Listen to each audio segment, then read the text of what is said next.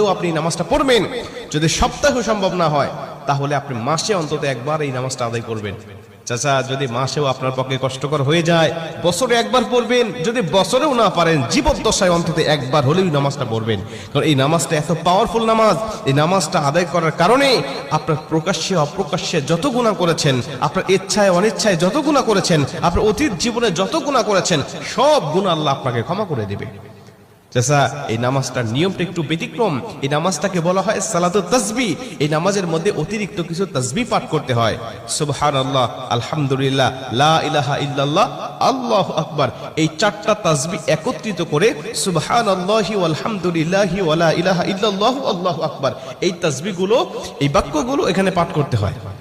4 রাকাত বিশিষ্ট এই নামাজ সালাতুত তাসবিহ 4 রাকাত পড়তে হয় এক নিয়তে। 4 রাকাত নামাজে প্রতি রাকাতে 75 বার করে মোট 300 বার এই তাসবিহটা পাঠ করতে হয়।